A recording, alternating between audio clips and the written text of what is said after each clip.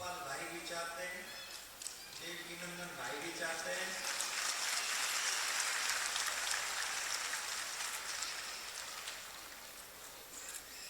लेकिन हम बोरीवली में तब कथा करेंगे अगली बार, जब अगली बार हम हमारे गोपाल भाई की परीक्षा में साथ देंगे और हमारे गोपाल भाई को पुनः दिल्ली पहुंचाएंगे अगली बार।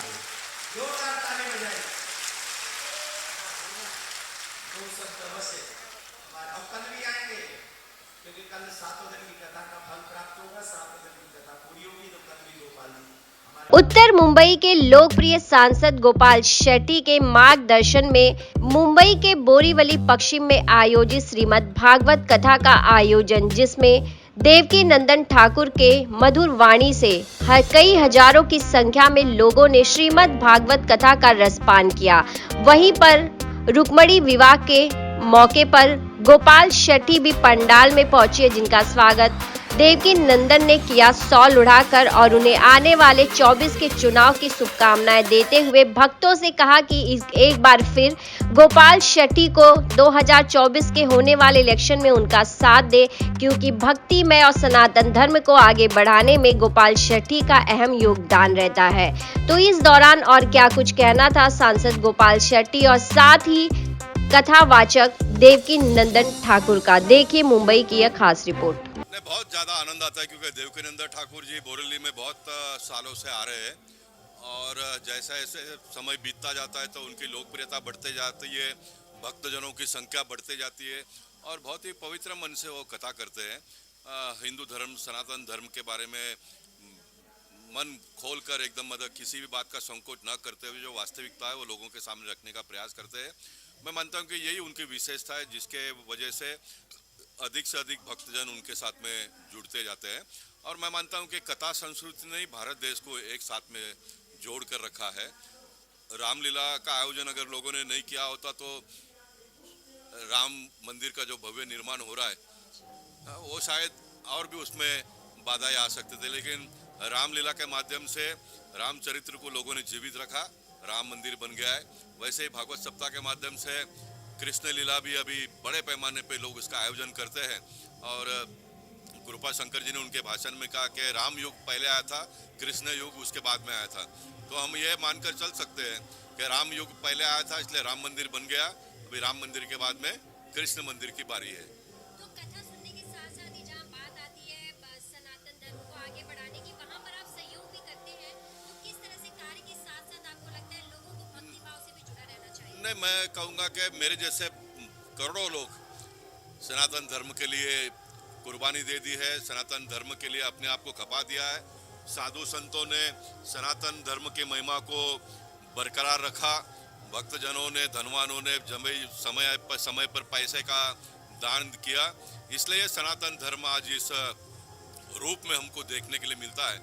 हम तो छोटे कार्यकर्ता है, मैं भाग्यवान इसलिए हूँ कि मुझे शिलान्यास के पूजन में अपने आप को जोड़ने का मौका मिला।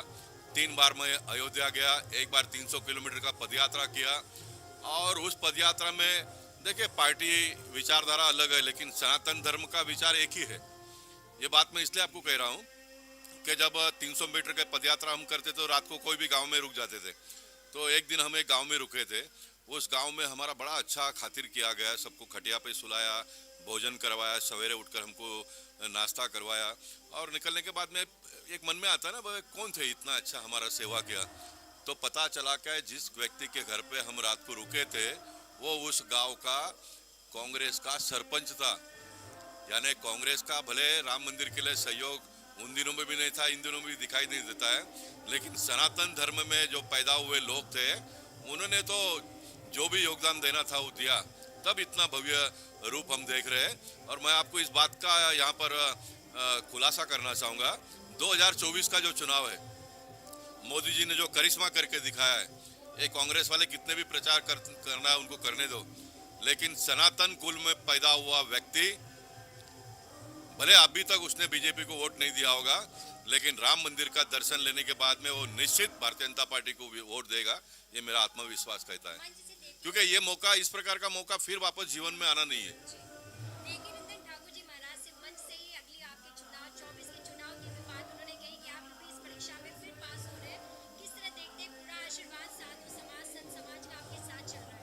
देखिए, संतों का आशीर्वाद, लोगों का प्यार, यही मुझे स्फूर्ति देती है, यही मुझे ऊर्जा प्राप्त करके देती है काम करने के लिए, और मैं करते रहता हूँ। और मैं मानता हूँ कि इतने बड़े संत के मुख से इतने अच्छे शब्द निकलना मेरे लिए ये बहुत बड़ी बात है। मैं इतना ही कहूँगा कि जितना बड़ा शब्द का उपयोग उन्होंने मेरे बारे में किया है, उसमें अगर कोई कमियां और खामियां होगी तो आने वाले दिनों में और ज़्यादा काम करके उसको भरने का प्रयास मैं करूँगा। शिवसेना नेता संजय राउत का बयान आया है कि वो राम मंदिर के 22 जनवरी के होने वाले उद्घाटन में वो नहीं जाएंगे क्योंकि वो एक इवेंट है और बीजेपी की रैली है। इस पर आप क्या कहना चाहेंगे? देखिए, बीजेपी का सरकार है, बीजेपी का प्रयास बहुत लंबे समय से 30 साल से बाबरी ढांचा टूटने के बाद हुआ। उसके पहले तो विश्व हिंदू परिषद, संघ परिवार, बहुत सारा सब किया है। इसलिए इसका श्रेय अगर किसी को जाता है तो भारतीय जनता पार्टी परिवार, संघ परिवार को जाता है। ये संजय राउत के मन में पक्का है, वो खुलकर बोल नहीं सकते हैं, लेकिन वो उनके मन में पक्का है। लेकिन भले उन्होंने कहा कि वो नहीं जाएंगे, 22 तारीख को तो जो व्यवस्था के हिसाब से जिसको बुलाया होगा वो लोग जाएंगे, लेकिन एक सनातन धर्म में, हिंदू कुल में जो भी जन्मा हुआ है वो सबने वहाँ पर जाना चाहिए। ये मैं इस बात की अपील करता हूँ।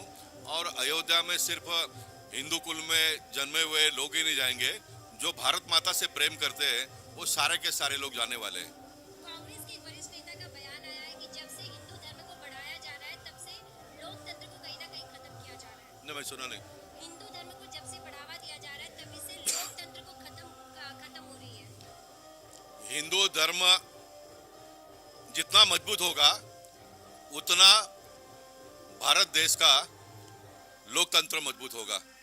इस बात को बहुत खुले मन से लोगों ने जान लेना चाहिए, क्योंकि हिंदू धर्म मजबूती से टिका रहा।